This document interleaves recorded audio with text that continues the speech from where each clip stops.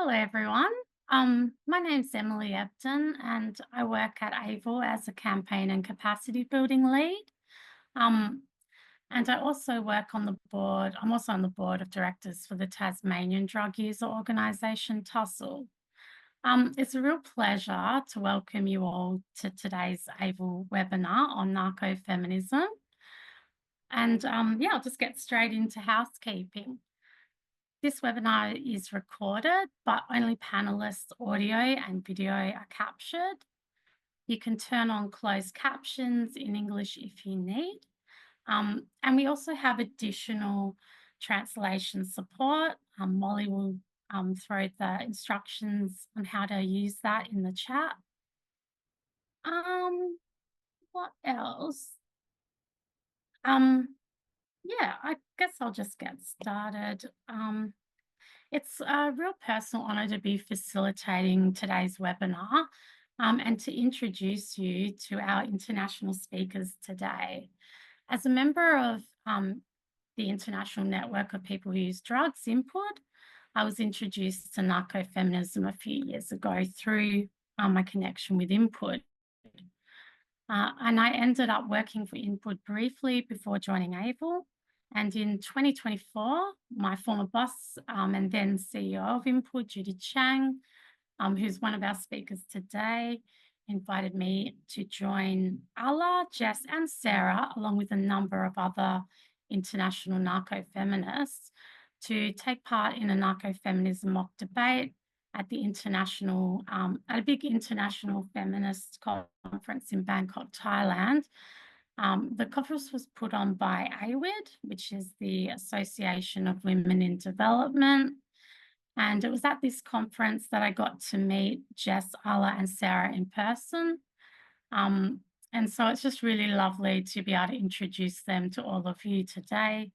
And yeah, so I might start with an acknowledgement of country. AIVL acknowledges the traditional custodians of the lands on which we live and work. I'm actually meeting you all from Lutruwita, Nipalina, which is Tasmania and the city of Hobart. And I come from the lands of the Mawinina people. I pay our respects to elders past, present, and emerging, and those that didn't get to make elder status due to colonisation. It always was and it always will be Aboriginal land. We celebrate the stories, culture, wisdom, and traditions of Aboriginal and Torres Strait Islander people, and thank Aboriginal and Torres Strait Islander people who are part of AIVL's network and community for the valuable contribution they make to our lives and our environments and our communities and our work. I'd also like to take this time to do acknowledgement of community. AIVL acknowledges the legacy of the peers who went before us and those who continue to strive for equity and social justice in the face of criminalisation. We affirm our commitment to work alongside our community of people who use drugs, challenging stigma and discrimination in all their manifestations. I would particularly like to recognise the incredible work of Jude Byrne today, especially as we have Jude Byrne award winners and nominees amongst our speakers. Jude was an amazing founder in the Australian and international drug user movements. She was a fierce activist and advocate, and we pay a huge amount of respect to Jude today. And yeah, I guess I'll start and introduce our first speaker. Our first panelist is Alla Besanova. She's from Bishkek, Kazakhstan. Alla Besanova is a coordinator of the Expert Feminist Council, NPUD. She's a narco-feminist, an activist, and co-author of scientific articles on women who use drugs.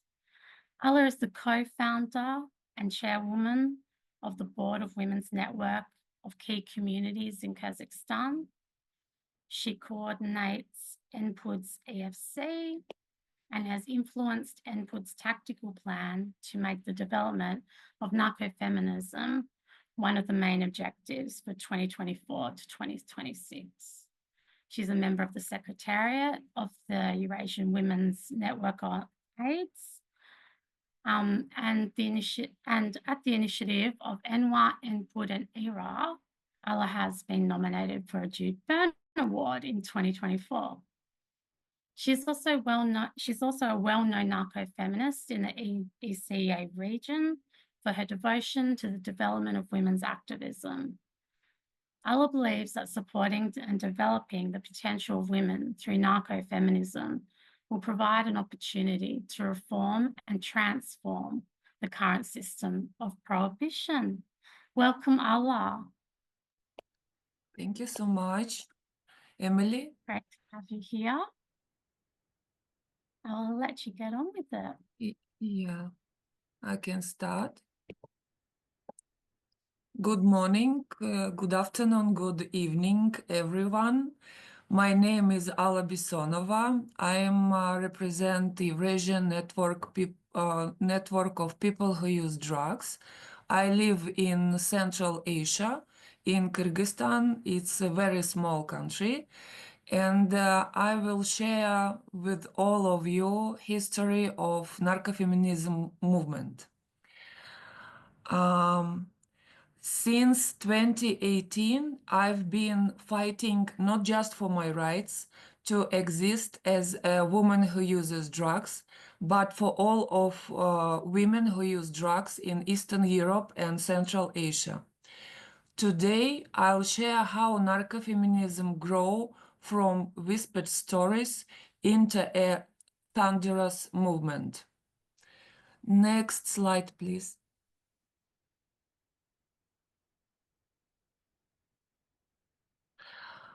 It began in 2016 in the AIVL Forum in Brazil, where women surviving violence, stigma, and state repression spoke only about how drug policies criminalize our bodies. But it was in Berlin 2 years later where 9 of those women dared to name this fight narcofeminism. The brave and intelligent women I've always wanted to be around. We were seeds, plain in concrete, determined to break through. In 2019, we bloomed. Over 40 women met in Barcelona, survivors of policy brutality, faced rehab and family projection. Together, we wrote the Barcelona Declaration, exposing the war on drugs as a war on women. But let me tell you what war looks like in Eastern Europe, Central Asia region. In Kazakhstan, a woman on methadone therapy was mocked by nurses.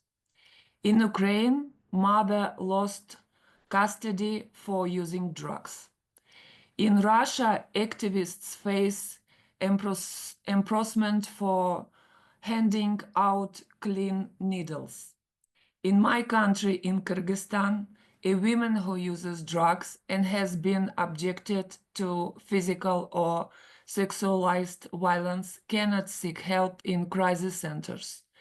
They will not receive any support and assistance and will return to abuser. Yet, we persist. In 2023, we founded the Feminist Expert Council at Input. How I told before, Input is an regional organization of men and women who use drugs from the Eastern Europe and Central Asia region. We have conducted gender assessment at Input. We train activists on gender-sensitive topics. We implement gender policies that give us support for meaningful participation and equal opportunities. We lobby for our rights through UN committees. Repressive laws have robbed us of the pleasure of drug use. We don't get high like they think we do. We do use to survive. We are constantly accompanied by fear when we keep drugs for ourselves, when we use drugs. Several countries in our region have already adopted laws that criminalize even the use of substances. Next slide, please.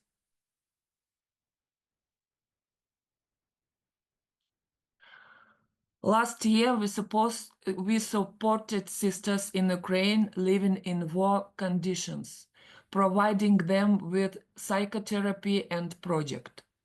We create and maintain a safe space where every woman is important and valued, and every woman has the opportunity to increase her potential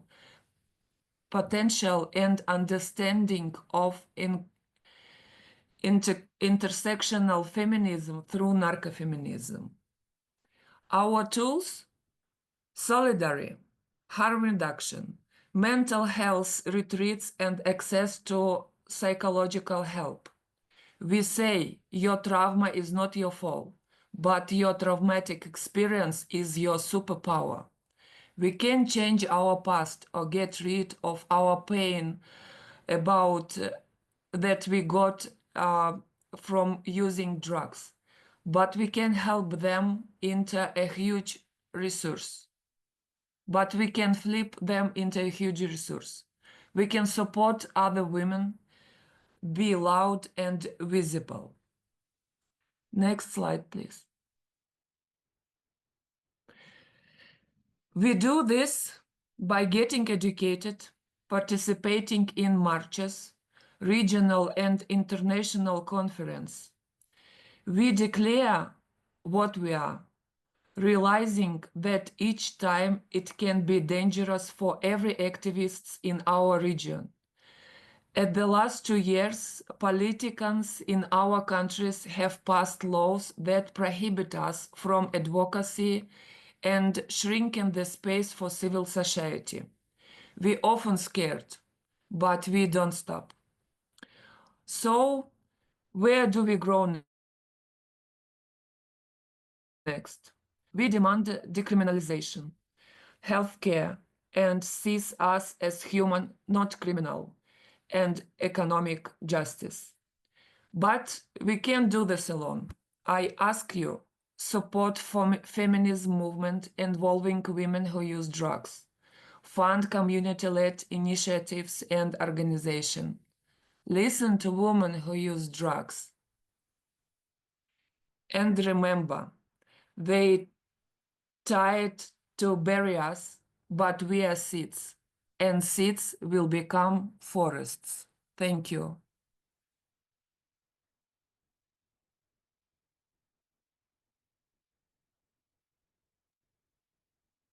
Amazing. Thank you so much, Allah. Like, it's such a massive privilege to have you here amongst our other speakers. And I just have to say how much I love to hear that quote, which is a war on drugs is a war on women. Like, amazing.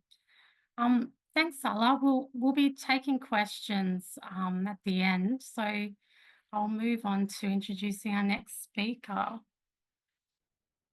And our next speaker is Jess Morales. Just introduce her. So Jess Morales is from Guatemala.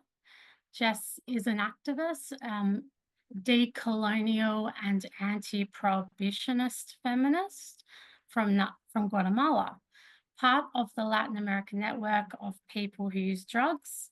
And Jess, I feel like I'm going to butcher this term, but the Flor y Miel collective of women and non-binary people who use drugs. A mother, lesbian and drug user, and winner of the Jude Byrne Award, Emerging Female Award was it 2024? Was it, Jess, or 2023? 2023. Oh, it was 23. Oh, okay, great. Welcome, Jess. Thanks for being here. And yes, I'll let you go forward and do your presentation. Thanks again. Thank you, Emily. I'm gonna share my screen really quickly. Just 1 second. Okay. So first, I would like to thank the people whose work made this space possible. Special thanks to Emily for the invitation. And also, I would like to give thanks to all our ancestors and all the women that have come before us and have, opened the way and the path for us to be here today. On my presentation, I'm just going to share some images from the organization Acción Antiprohibicionista from Ecuador. There is the Instagram in case you want to go in and take a look at the page and follow them to support that large organization of women who uses drugs in Latin America. So it seemed pertinent to me to speak today about two issues that I believe are central to the discussion on why women who use drugs should be included in feminism from a Latin American perspective. First, I believe that discussing and opening the narrative on the decolonial feminist perspective is necessary. For this, I would like to quote women who have generated knowledge in this specific topic from AIVL. AIVL is the name that we give to Latin America. Luana Maleiro from Brazil, in her book, Tornarse Mujer Usuaria de Crack, which will translate to Becoming a Woman Who Uses Crack, gives us a masterclass on why anti-prohibitionist feminism is crucial to strengthen the struggle for the liberation of all women and dissidents from the sex-gender system. She explains how, rather than thinking of a war in the name of white Christian morality and in the name of eradicating substances, we must think of this war on drugs as a true moral campaign whose ultimate goal is the extermination and elimination of certain lives and bodies that do not deserve to be lived in the name of normative notions of humanity. Because the colonial system, understood as a system of organization that organizes our lives, determines who can be considered human and who cannot. She really helps us to understand the war on drugs as a true genocidal historical project that reveals the violence of the colonizer. One of its most important signs is the dehumanization of colonized bodies through the elimination of freedom and the notion of self.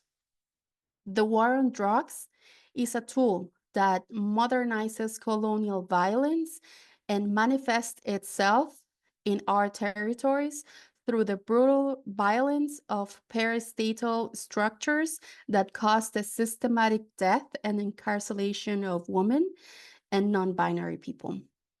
So the decolonial perspective reveals a hidden face of what we call the system of modernity. This system that uses imported, universalizing, I don't know if that's the correct word, concepts such as freedom, equality, human rights, and democracy to explain colonized and individual realities and subjectivities. But the reality is that in the current modern system, not all bodies are considered human. Human rights are not universal, and democracies are a disguise for neoliberal models of exploitation, discrimination, and genocide. Luana also explains in a very accurate way how racism occupies an important place in the rationality of biopower, speaking in terms of class, but also of race. This category being even more relevant to understand the shadow that it is always present in the thought and practice of Western and colonialist drug policies. In these policies, we see a whole technology that really aims to enable the exercise of this biopower based on the category of race.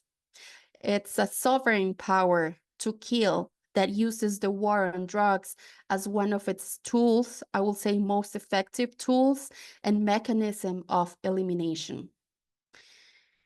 This knowledge and wisdom that I'm sharing today is born from the Global South, and it helps us to enrich our narratives and dialogues about what an anti-prohibitionist feminism means. And secondly, I think it is very important to share with you today a little bit about the anti-prohibitionist feminism in AIVL. So the term narcofeminism is not used in our territories.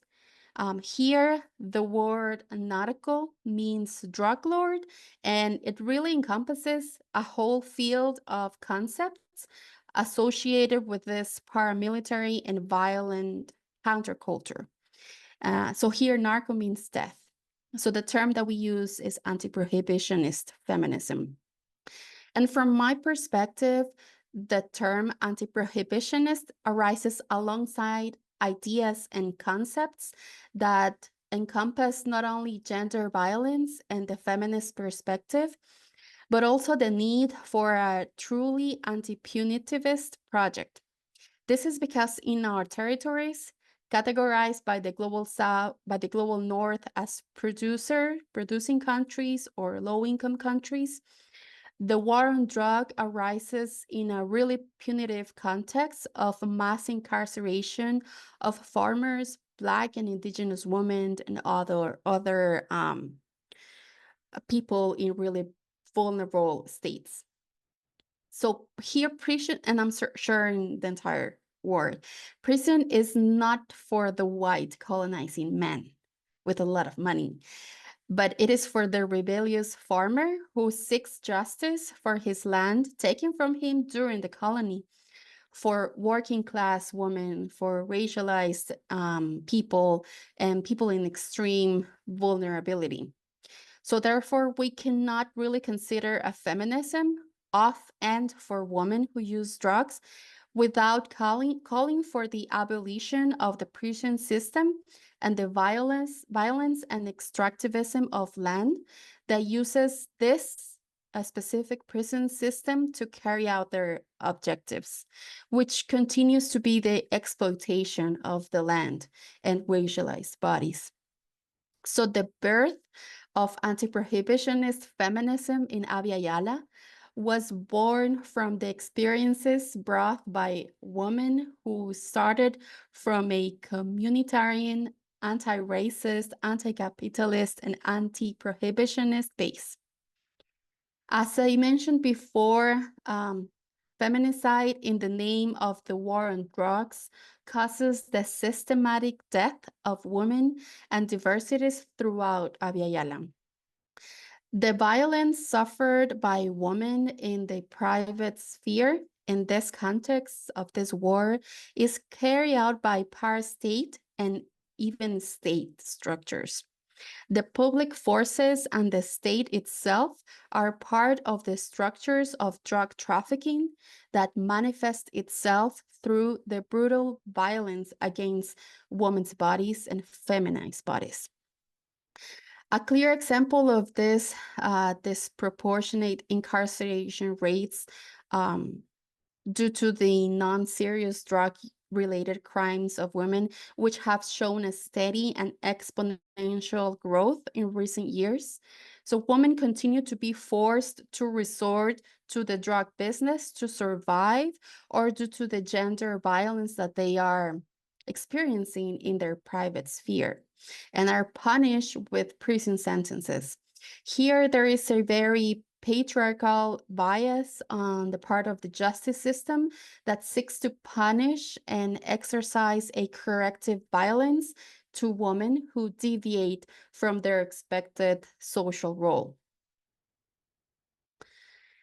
In conclusion, the clash of seas of knowledge and subjectivities between the global North and South, I believe it's very necessary and sometimes a little scarce. So that's why I'm very thankful for you guys for opening up this space. I would like to congratulate you all for creating a space that allows us to continue learning from other women that I admire so much, and that allows us to nurture our discussion about why is it really useless to ask for the end of the war on drugs if we do not ask and advocate at the same time for the fall of the patriarchal, colonial, and capitalist system. And I think that that's all for me. Thank you. Oh gosh, wow. Thank you, Jess. That's so good to have you here. And thank you for also talking to the language difference between like the use of narco-feminism and anti-prohibitionist feminism. I think you were the one who actually taught me that when I met you in Bangkok. And I just, yeah, your perspective is so valuable. Thank you so much for being here. And I know the time difference is horrendous for you, so it is doubly appreciated. Thanks, Jess. Thank you. Thanks so much. I'll keep going and then we'll come back to questions at the end. Our next speaker is Sarah Whipple from California, USA. Sarah, she, her, is the Community Engagement Co-Director at the Yuba Harm Reduction Collective, a worker-led syringe service program serving rural Grass Valley, California in the United States. She's also a community organizer in the Sacramento Sex Workers Outreach Project. Her TikToks about harm reduction have amassed over 3 million likes, which is incredible. In 2024, Sarah received the Jude Byrne Emerging Female Leader Award from the International Network of People Who Use Drugs and the International Network of Health and Hepatitis in Substance Users. Thanks so much for being here, Sarah. Thank you. I'll let you get on with it. Thank you, Emily. Thanks so much for having me. This is so full circle for me to be here. The kind of end of my Jude Byrne year. I know Jude was, a founding member of AIVL, and she's had just like such a profound impact on my life. Having someone to look up to who is just like a woman who uses drugs, who's takes no shit and is willing to just say what needs to be said. So, and then to meet all these other women who use drugs, the ones you're hearing from today through that process, has just been so incredible. So it's really like quite an honor to be here and humbling to be around all of the other people on the panel.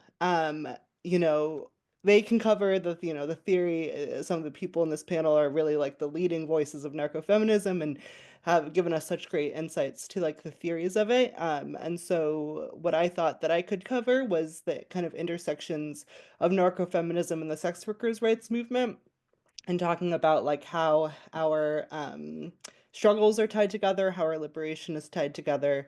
And that's what I'm going to do in this presentation. So obviously, like, women who use drugs and sex workers are not like two separate groups. There's a very large center of that Venn diagram for many reasons. For women who use drugs, it's very hard to access traditional employment for a lot of reasons. And so sex work is a very common way to both like pay for drugs and also support themselves, support their families. And then also sex workers, many use drugs to help them work, and to cope with trauma or violence. It's very difficult to do, in my experience, voluntary sex work, without the help of a little stimulants. So, these groups are very tied together, and therefore our struggles and fights are always going to be tied together as well. One of the things that links women who use drugs and sex workers are the same social stigmas. Were imagined the same way, and that is being like immoral, deviant, dangerous to children, burdens, incapable of contributing communities, violent. We all know all of this is is ridiculous, but that's really how both women who use drugs and sex workers are imagined. If you're familiar with the movie Pretty Baby with Brooke Shields, about, mother sex worker gets her 12-year-old daughter involved in sex work.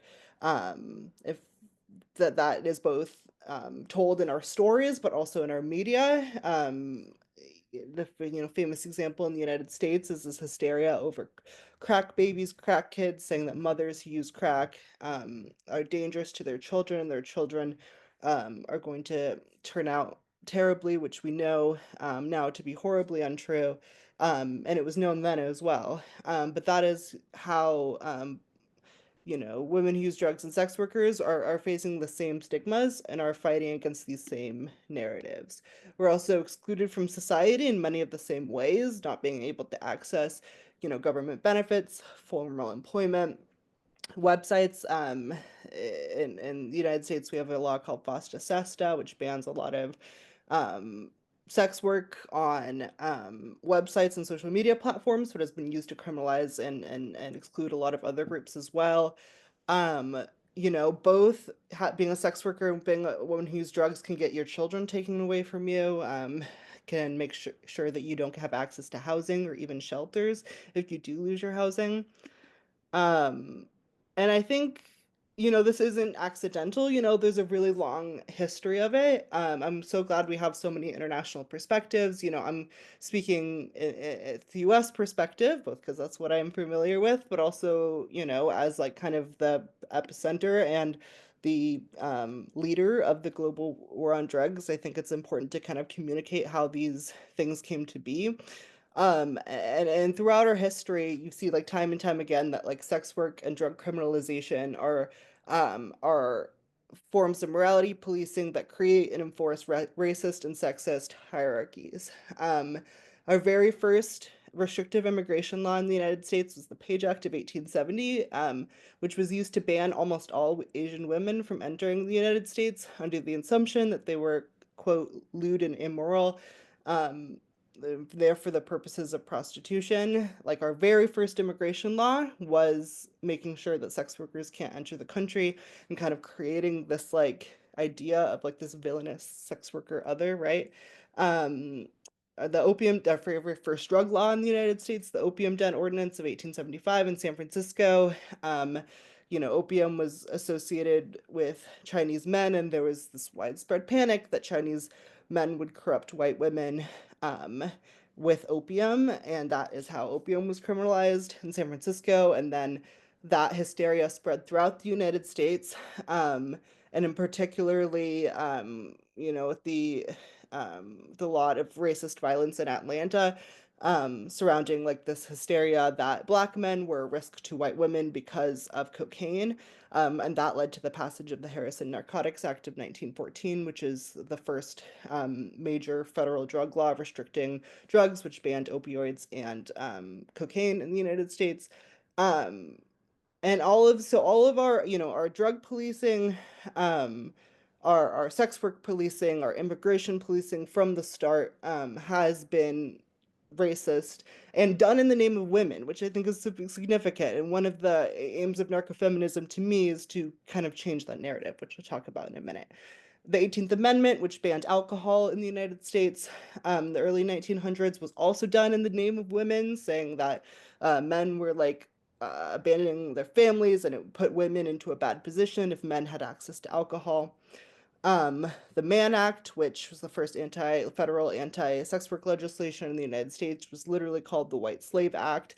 Said, that white women were becoming enslaved because of sex work. And again, like all of this language around women who are either like victims or villainous, and there's really no other way that they can exist in these laws.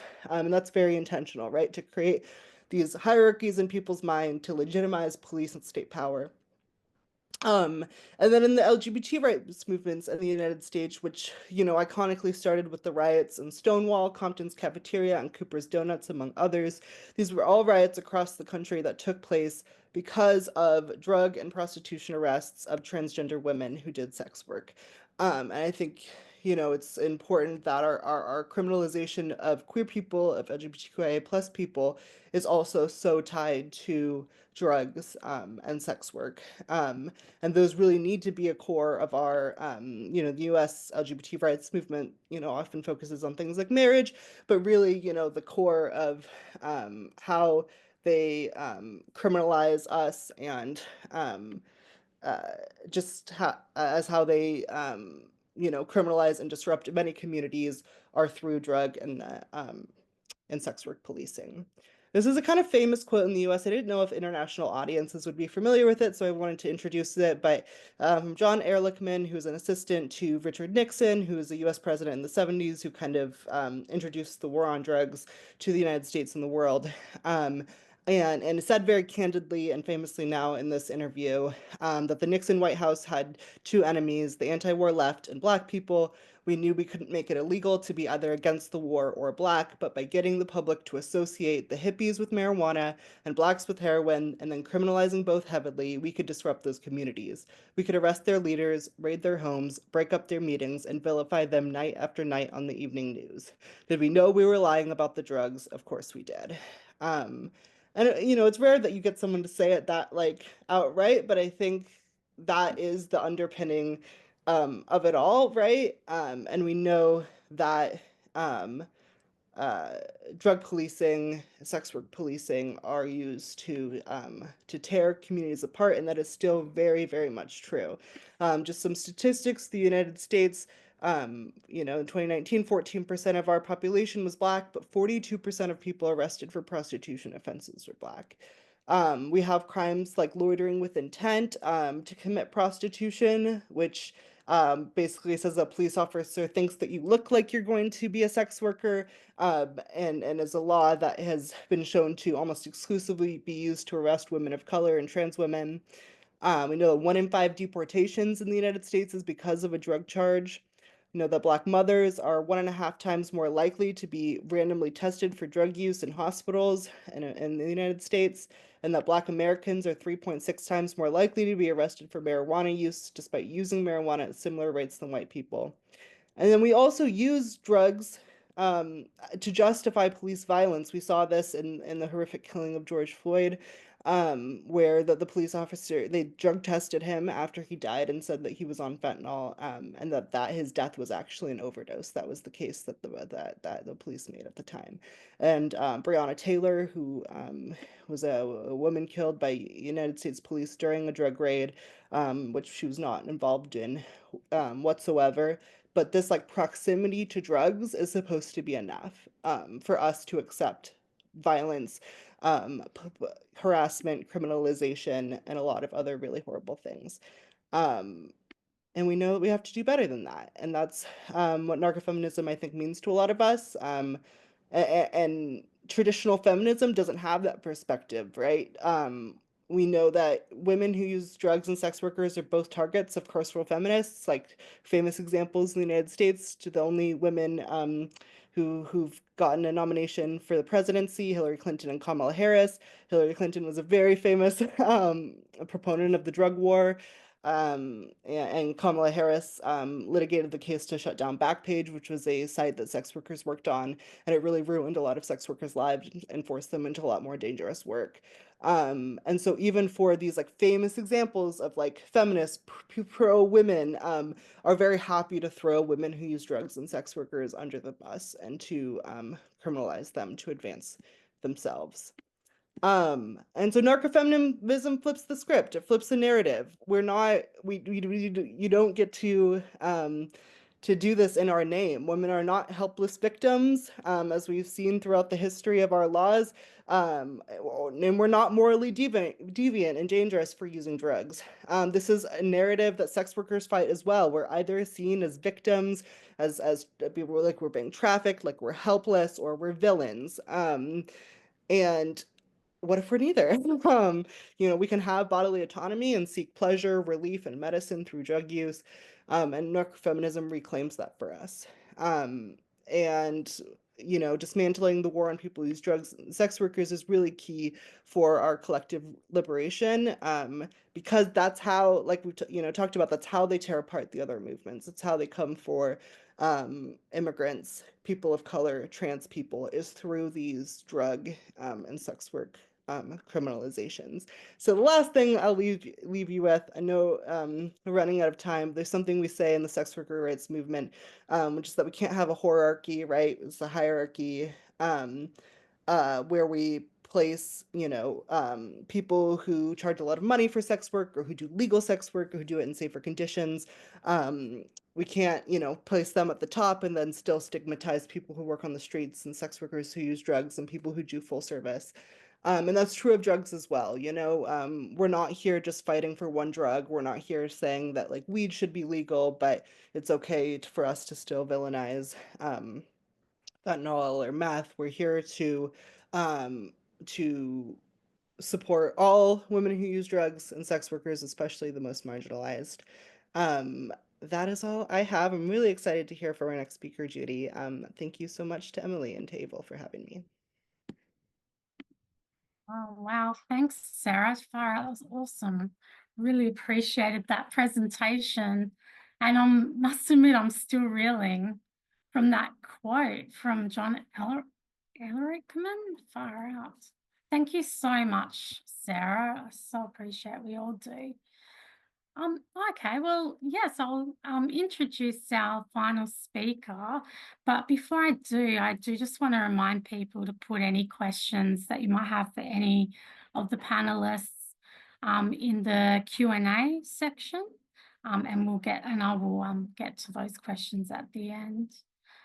Okay, I'd like to welcome Judy. Judy Chang is currently now in London, England. Judy is a leader in the movement for drug users' rights. She was the executive director of Input for 8 years and has worked in the HIV community health and development field from 2009 to 2015 across areas of program management, resource mobilization and communications in India, China, and Thailand. As a woman who uses drugs, she brings lived experience of over 20 years to her role as a global advocate for decriminalization, harm reduction, and community leadership. Judy has served on several steering committees, advisory boards, and working groups related to global health governance, bringing the voice and perspectives of people who use drugs. Judy's been published widely on issues related to people who use drugs, spanning harm reduction, human rights, and feminist theory and practice. I'd really like to welcome Judy. Hi, Judy. It's good to have you. Emily, for convening us, and thank you to AIVL also for organizing the webinar. It's a bit daunting to come after everyone who had such amazing presentations, but I'll try. And I just really also, of course, want to acknowledge the leadership, particularly from women who use drugs in the Eastern Europe and Central Asia region, of who we have Ala here, and also Olga Belyeva, who really, established the foundations of narcofeminism and were the founders of narcofeminism. So it's amazing to see, a few years on, how that kind of seed has grown, as you can see from the geographic diversity as well on the panel. So yeah, I just thought today I would go over or kind of like rehash like some of the inputs that I made at AIVL. So AIVL conference, and this was mentioned by Emily earlier. So it's pretty much like the largest feminist convening in the world. I think there were over 2,000 delegates, and it happened last year in Bangkok. And as Emily said, all of us were there. So Input, I was with Input then, an international network of women who use drugs. So we were part of this delegation of women impacted by the war on drugs, and also women working in drug policy reform.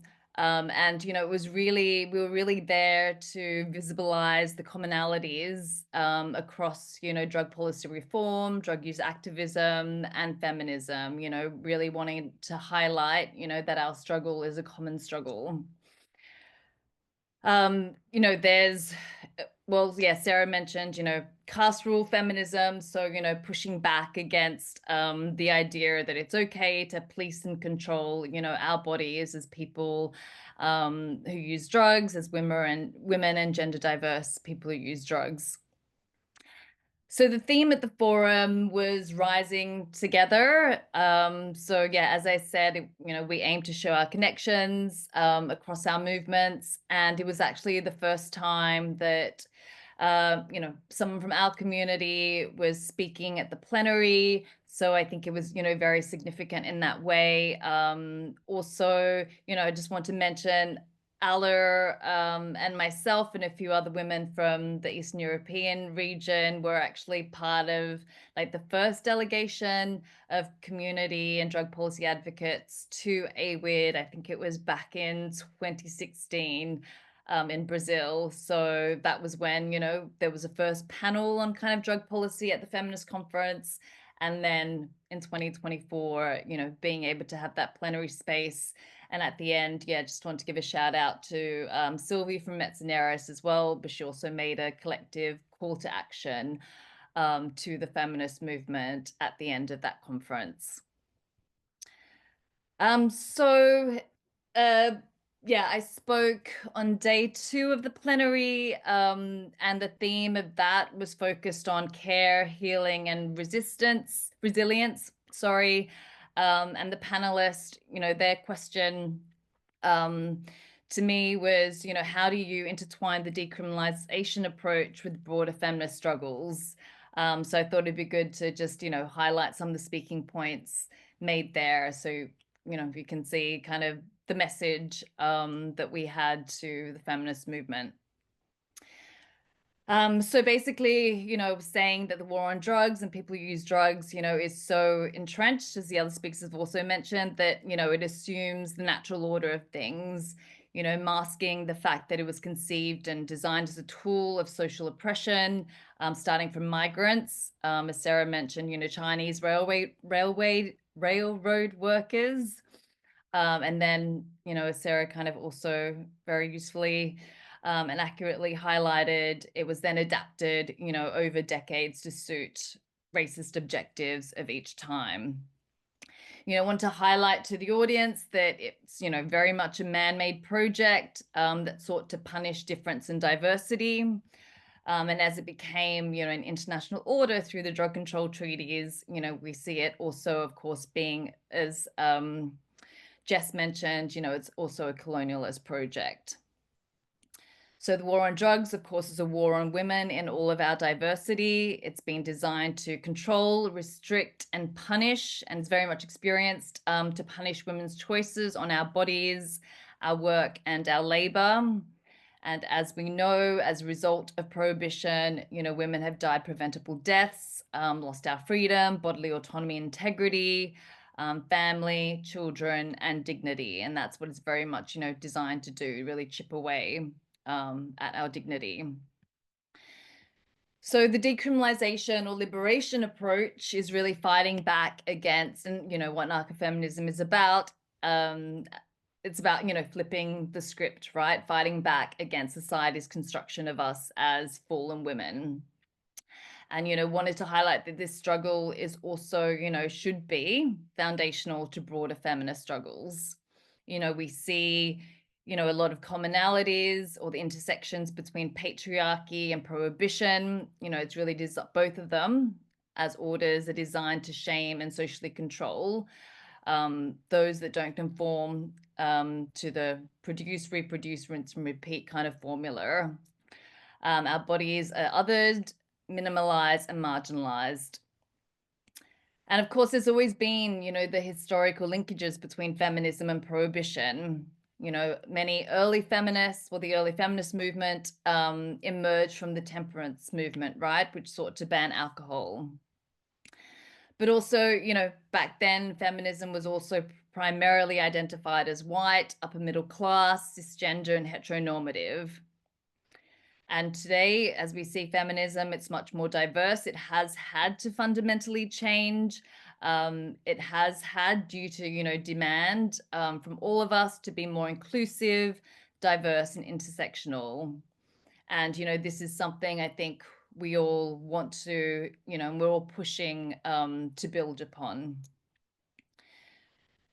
But also, you know, pointed out that the movement, as we all know, for drug decriminalization not only intersects with feminism, but it's also linked to anti-poverty, anti-racist, and broader struggles for social justice, you know, across the spectrum. Going forwards, you know, it's critical that we stand together and build bridges.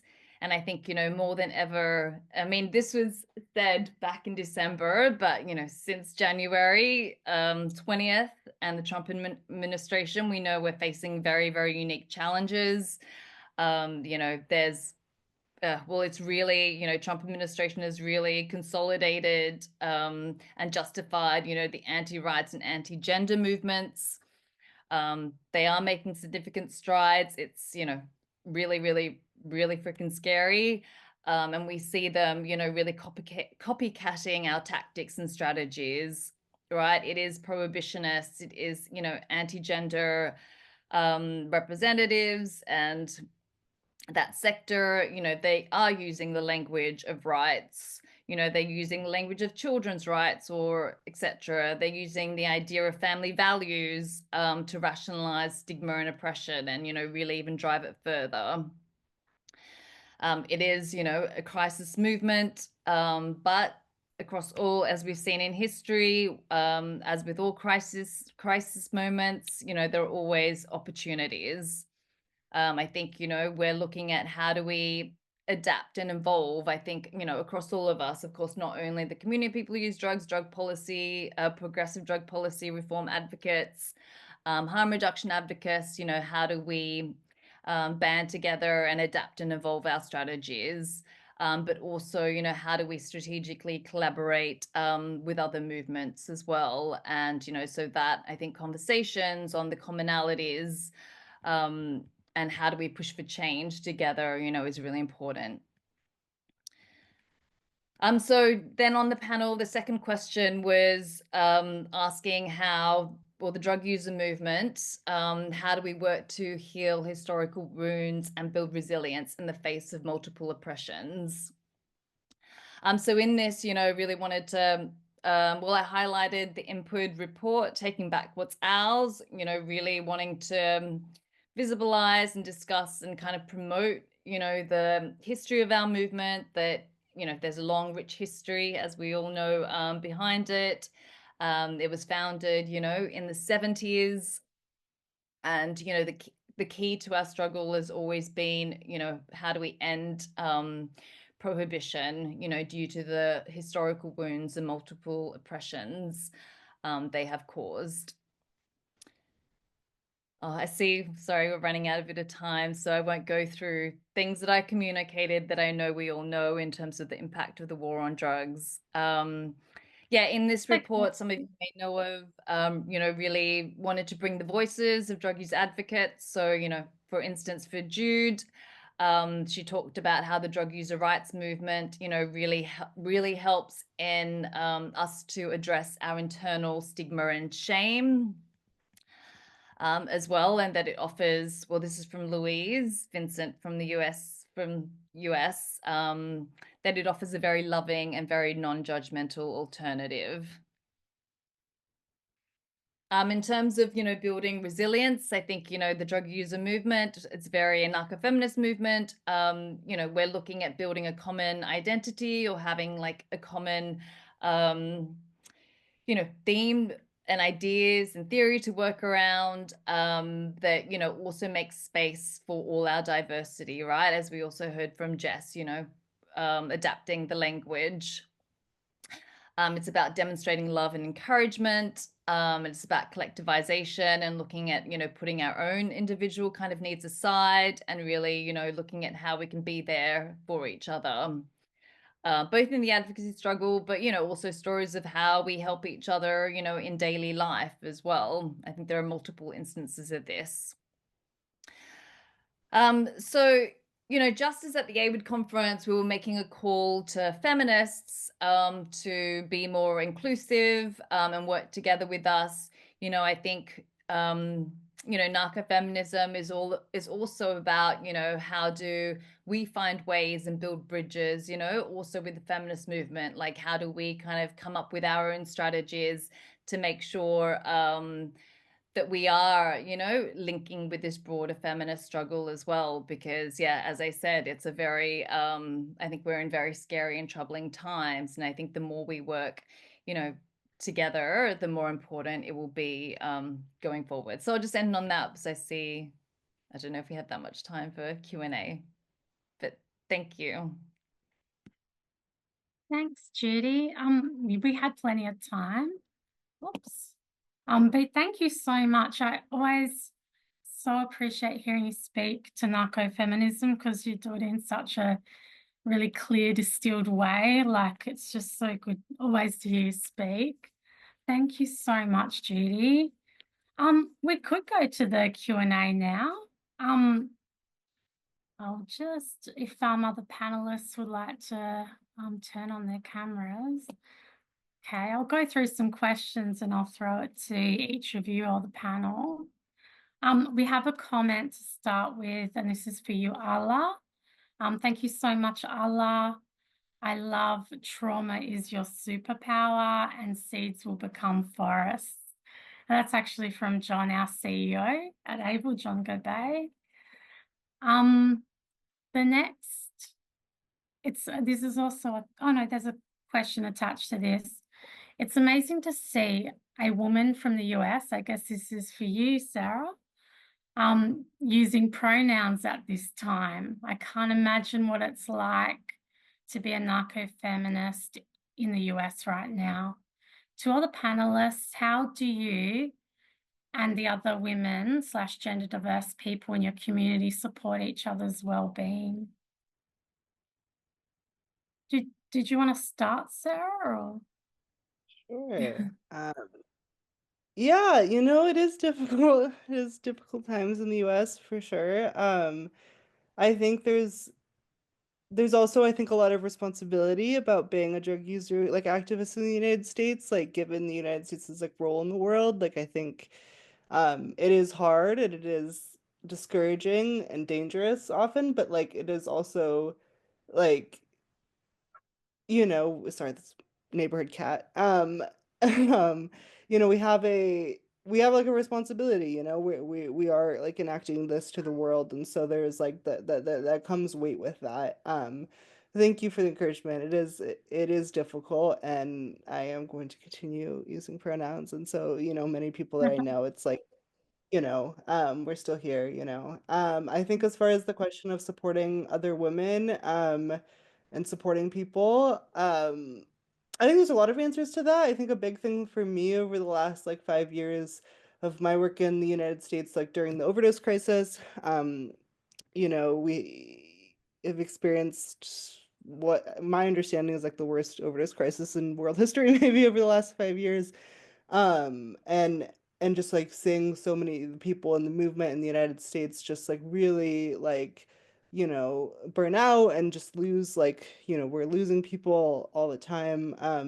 And so I think I've learned from that experience about how important it is to like support each other by like supporting each other to rest and like take breaks and like having making, you know, safe spaces. I know in activism, there always is an emergency, and it always feels so important and urgent to be there. And I think there's also a real grave importance, especially during the times of crisis, to like make space for each other to like step back and to come back in, um, and to be there for each other throughout all of that. So I would love to hear what other people have to say, though. Thanks, Sarah. Did anyone else want to speak to that question about what we do to support other women in our communities in their well-being? Judy? Yeah, I think I'll just chip in a little bit. I think Sarah covered it really well. And yeah, I think I just alluded to in my talk as well, because that was one of the questions. You know, I just look at, you know, our movement and how, you know, we've been there for each other. And sometimes, you know, it's being there for each other in when there's life-threatening, you know, when there is a life-threatening incident, like, you know, such as overdose, but also to the very, very, you know, well, micro, so to speak. And it just reminded me, you know, of a story that someone was talking about, Jude Byrne. Yeah, there was another woman from the community, and she was, you know, just struggling personally. And, you know, she said that Jude Byrne had just come over to her house. She took a nap, and when she woke up, like, Jude Byrne had cleaned and washed the dishes, and, you know, just even small acts of care like that, right? So yeah, I think there is such a multitude of ways that, you know, we look out for each other, and yeah, they all, you know, are important to be acknowledged. But I think, yeah, wider it speaks to what Sarah was saying, you know, when people need to step back, you know, stepping in when people need help or support, you know, in any way and whatever shape it takes. True. That's such a lovely story of Jude. Thanks for sharing that, Judy. Ella or Jess, did you want to speak to this question? Or we can move on. Yes, I think that you guys already covered very well. I will also say that for me, the answer is community, right? I think that the current system is so focused on individualization, you know, like putting you on a small bubble where nothing else matters. And that applies when you're dealing with really difficult situations, especially being a woman, and all the violence that we have faced and that we continue to face. Being able to have a very safe space to discuss and be really open about your experiences and healing, you know, through community. Healing can look in very different ways for all of us, and being able to get to a point where you understand that whatever happened to you was not your fault, and understanding all the power structures that work underneath everything and that have led you to that specific space. I think that relying on your community, on your friends, you know, community can look very different to everyone. That can be there, your family, your chosen family, your friends, or just, you know, people like you that also uses drugs, an organization, you know, a safe space. Here in Latin America, the anti-prohibitionist movement was born from the drug users movement that was mainly dominated by men. And we started to realize that those spaces were also very violent, because even though that you're an activist and you are a drug user, you're still a violent man. You can still, you know, give violence to other people. So there was a need for us to kind of create our own spaces where we could bring our own agenda and our own narratives to that drug users movement. And it has continued to be like that. There is always a community for you to rely on, and, you know, being able to open and speak of whatever you're dealing with. And the example that Judy gave, it's really accurate, because I have experienced that with my own friends. You know, you're going through a very difficult moment. Even being an activist can be really exhausting for you sometimes when you're dealing with your own stuff. So having a friend come over and cook you a meal when you cannot do it for yourself, and, you know, really caring for you and caring for others, because I believe that you cannot care for people and you cannot be an activist around the world and advocate if you are not really caring for yourself first. And that's really hard for us as women. So for me, I will say that is, you know, community is the answer. Well, thanks so much, Jess. And Ella, did you want to add anything? No? Okay, that's great. Yeah, far out. So appreciate. I find there's so much solidarity in the drug user movement globally as well. And so yeah, so appreciate um what we're talking about with supporting each other's well-being. And I do relate to that thing of like when you're doing advocacy and activism, it is tiring, and like it is easy to shift to the next thing once one thing's completed and not take time to celebrate those wins, you know, like because you've kind of been fighting mode all the time. So and yeah, the next question, Jess, is for you. Um, for Jess, if narcofeminism is a rejected term in the global south, should those in the global north consider also using the term anti-prohibitionist feminism? Well, that's a really great question. I don't think that it is necessary because, you know, language means different things around the world.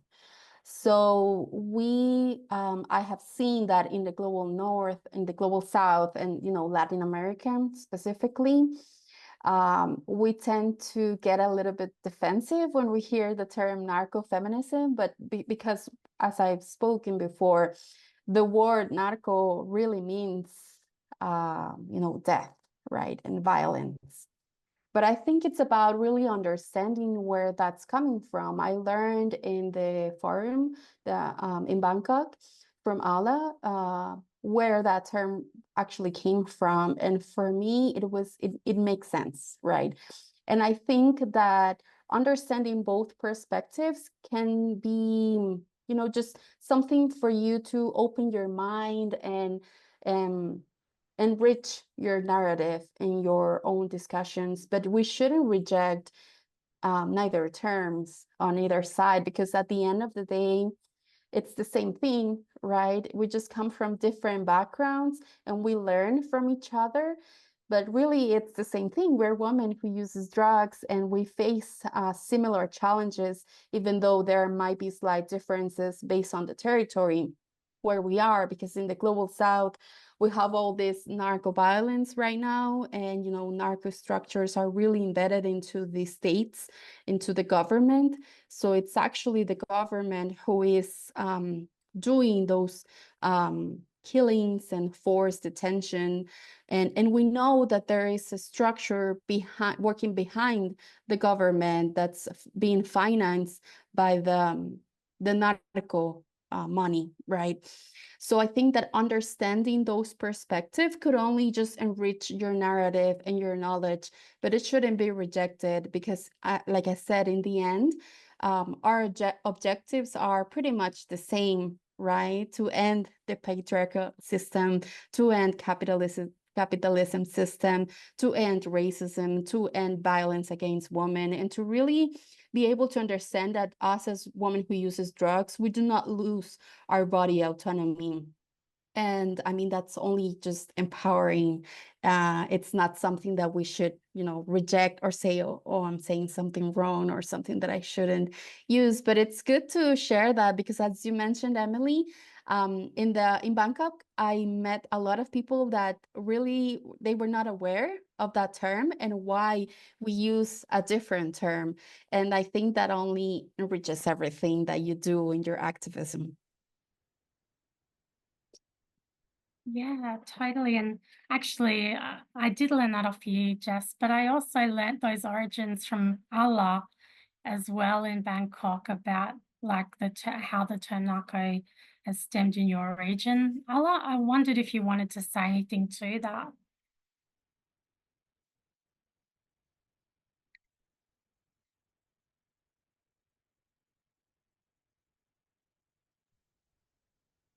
Oh, Allah, are you Yes, on mute? Oh, no, you're ye- there. Cool. yes, Emily. Can you repeat the question, please? Sorry. Oh, sure. I just wondered what your point of view of the terms, the two different terms, like anti-prohibitionist feminism versus narco-feminism, and how it's different for the EECA region and some of the history around that. Yes, it's really have a different situation in a different country and different region. For example, in Eastern Europe and Central Asia region, we have last year we in our country come very bad laws. I mean, it's very criminalized laws for people who use drugs. And also, before, sex workers made their work, people who use drugs make their work, LGBT community made their work, but feminism is connected us. And we also start to support each other. For example, when we are preparing for march in our country, Narcofeminism also got a support from other feminist movement, and they start to support us, and we make together different events in our country.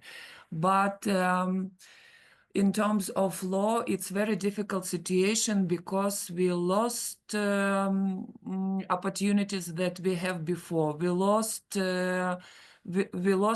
financial, and we lost different harm reduction program that's we have before in our country. And unfortunately, if we talk about women who use drugs, we don't have any special program for supporting.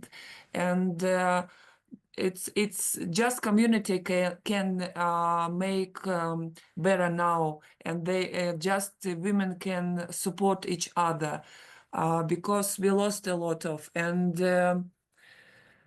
our political situation is also very bad now. It's against NGO organization, and also every month we got bad news, and it's really very difficult for us.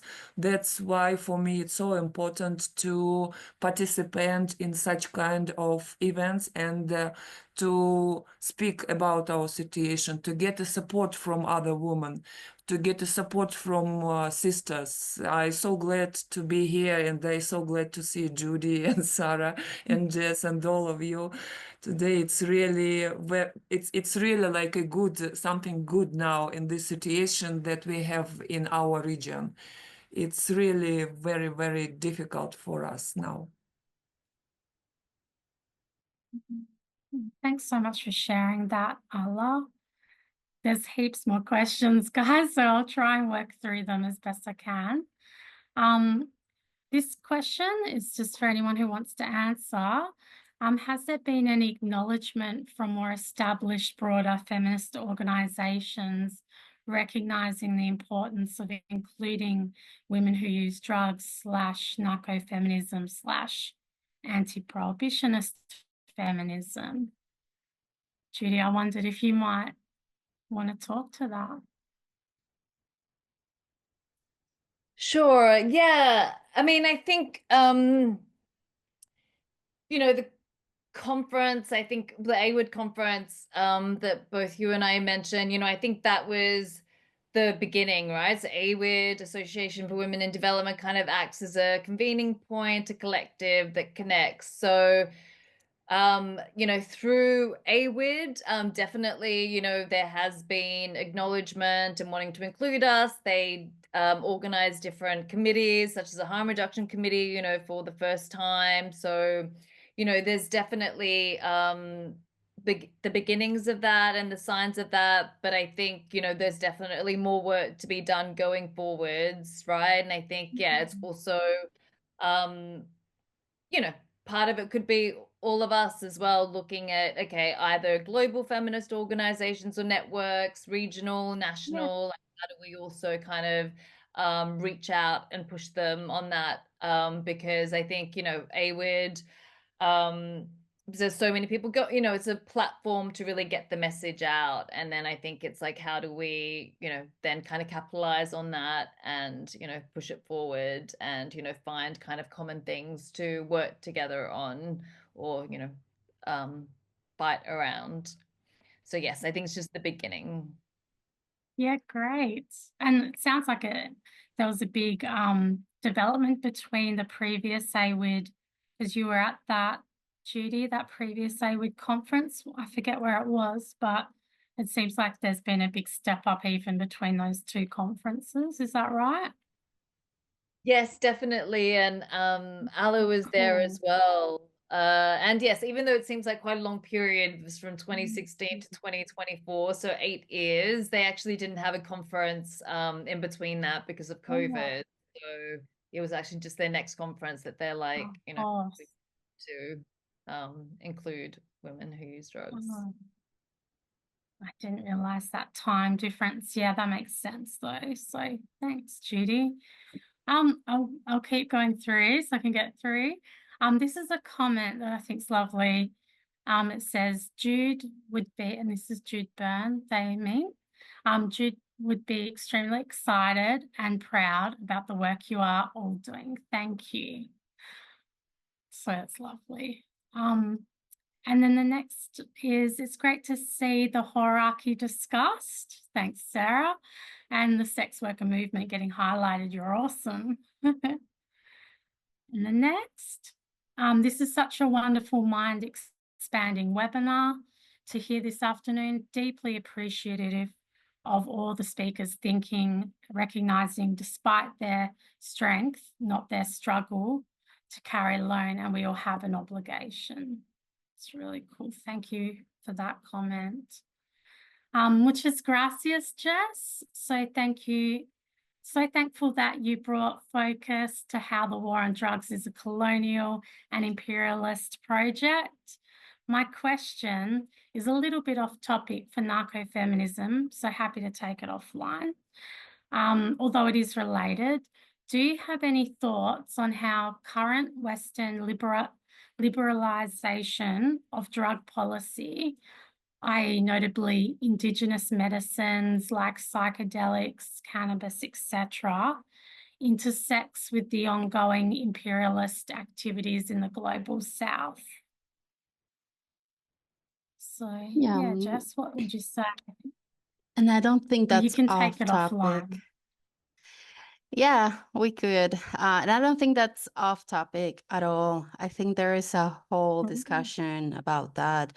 And sorry, I might not be as eloquent in English because it's not my first language, but there's been an increase in perhaps accepting some type of drugs, especially psychedelic drugs, to incorporated into healing processes, right? But they are always being taken from a Western medicalized perspective. In the end, if we really want to incorporate those knowledges from our Indigenous communities that have used several drugs as medicine since the beginning of humanity, and perhaps not only as medicine, we tend to forget that they also, use it for fun and pleasure. There's got to be some sort of social justice because, the Western world and, this psychiatric complex is starting to realize what we have known all along, that some substances can be really powerful medicine. But in the end, in the other side, we are still seeing Indigenous communities being deprived from their rights to use their own ancestral knowledge for healing. And we still see farmers who are being criminalized for cultivating coca leaf, for example. And then there is another discussion around the extractivism, the epistemological extractivism of those knowledges that are being taken from Indigenous communities and taken back to the Western civilization. I have noticed that there is a very strong need for healing in civilization around the world. In Guatemala, there's a lot of people from Europe and from the United States, from Canada, from other countries that are coming to our territories to do these ayahuasca ceremonies and this sort of healing ceremonies. They are all super expensive. They are all in English or in other languages. And what they are doing is just hiring, indigenous people to give their own movement some sort of validation. But in the end, it's very empty, because our ancestral knowledge, it's more deeper than that. It's not just coming here and do an ayahuasca ceremony and then you're going to be healed from all your traumas, and then you pay $2,000 and then you go back to your country into the same way of life. It does not work like that. And there is a very strong movement right now in Guatemala in certain areas, in which you go to an indigenous community and all indigenous people are being forced outside of their lands and outside of their communities. And then we have all these people from all over the world buying lands and establishing there and starting to charge for doing this type of ceremonies without even knowing what is it that they are doing. And then the indigenous people are being forced away from their own spaces and from their own communities, and their knowledge is being taken away from them. So I don't think that things are being done right. I do believe that this medicine should be available to everyone, but it should be taken from indigenous communities that know how to heal people, because it's not just taking the medicine, right? There's a whole process that you need to follow in order to find your healing path, right? So I think that's a very interesting conversation, and yeah, we can definitely take it offline. You can share my contact information. That's actually a very interesting topic, and I think it's very important to discuss this type of things, because it's a neo-colonialist movement that's coming. In the United States, immigrants are being kicked out from the country, working people, but then you have all these people from the United States coming to Guatemala, and they can do whatever they want, and they can buy land very cheap, and they can, colonized again, but in a more modern way. So it's definitely something that needs to be discussed. Yeah. Wow, far out. We could go on and on, I reckon, with that. That was so good, Jess. Thank you. Okay, so the next one is another comment. It's again addressed to you, Sarah. It's just saying that this person has to agree with the previous comment about using pronouns in the US. Much cred to you, Sarah, and all the wonderful women speaking today. If we don't speak up for ourselves, no one else will. Thank you. The next one says, given that historically many substances like morphine, laudanum, and cocaine drops were specifically marketed towards women, yes, that's true, and considering the current normalization of male sexual enhancement drugs and the intersect of drugs and sex, while no sexual enhancement drugs exist for women, in brackets, hence the use of illicit drugs, how has the narcofeminism movement addressed the gender dynamics of drug use, especially regarding women's sexuality and the use of illicit substances? Does anyone want to tackle that one?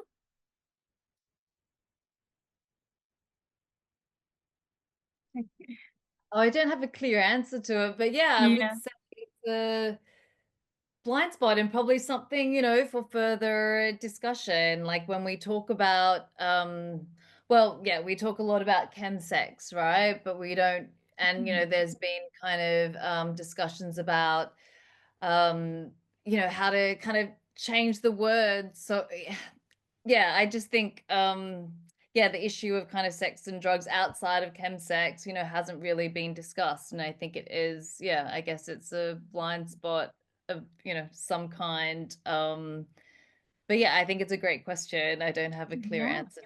but I think we haven't really discussed it so much, right? Yeah. And I also think,